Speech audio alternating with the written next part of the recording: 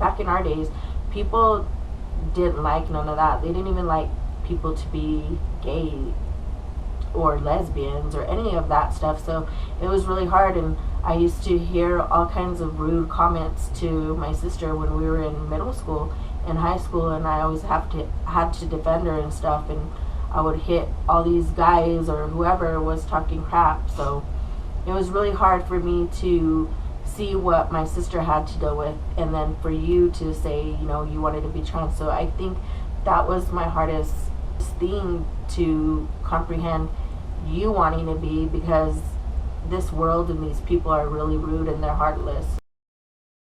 Let me introduce myself.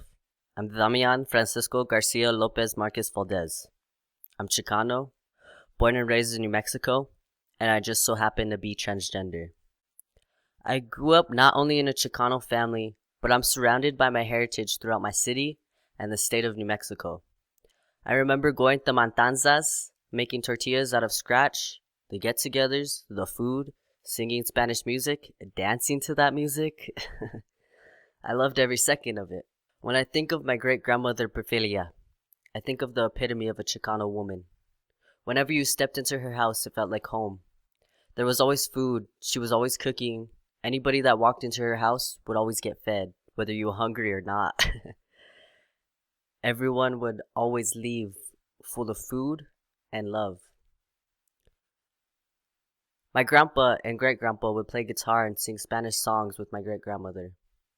As much as I loved and admired her, I came to realize the sexism and gender roles in our culture. Women are meant to be the caretakers, stay at home, take care of the kids, cook, always have food ready, and do as the men say, whether they be an adult or child. The men were meant to be strong and provide for the family. Even though I understood these gender roles and binary idea of gender and sexuality, I knew I was different. And I think my family knew I was different too. Transitioning in this type of world I come from was difficult for a variety of reasons. My family tried to force these female gender roles on me. They would bribe me and my mother to never cut my long hair. They would remind me that deviating from the norm was wrong and not acceptable. I tried my hardest to be the girl everyone expected me to be and fit in, but no matter how hard I tried, that just wasn't me.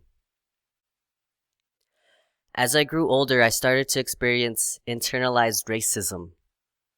Spanish wasn't my first language, but I had learned it because it was all around me. For a lot of my family members, that was their first language, and they were native speakers. But I had stopped speaking Spanish and tried to talk like a white boy because I felt the need to assimilate to white culture. I disconnected from my heritage and started to lose my ability of being bilingual. Growing up, I always felt like it wasn't okay to be myself unless I was normal. I suffered from a lot of self-hatred. I didn't like being different. I ran away when I was 14 and started transitioning. But because of the hatred I had for myself, I would lie and deny who I was, even though it was clear for everyone to see. I tried to be quiet about it, be seen and not heard. But eventually, I had to learn to be proud of who I am. It's a struggle every day. I got a lot of hate for it. I sometimes still do. But once I stood up and said I'm transgender and I'm proud, I feel like I slowly started to earn respect. I feel like any person that comes from a Chicano background and happens to be a part of the LGBT community has to fight for the respect of others to allow us to be different.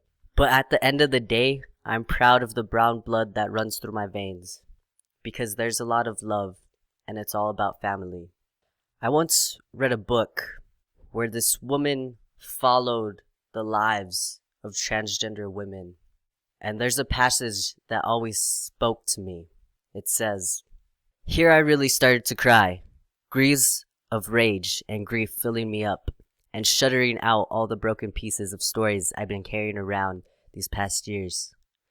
I cried for the parents who threw their kids out to the streets.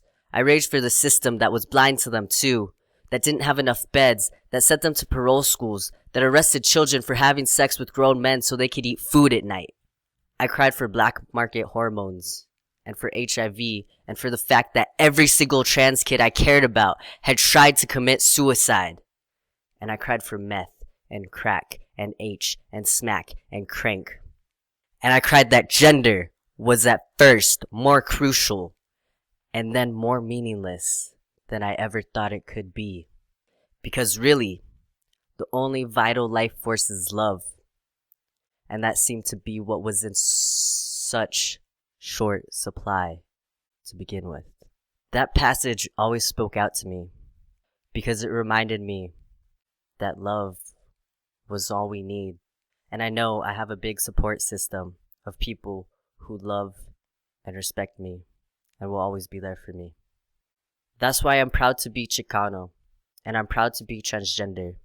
My culture and my struggles shaped me into the gentleman I am today.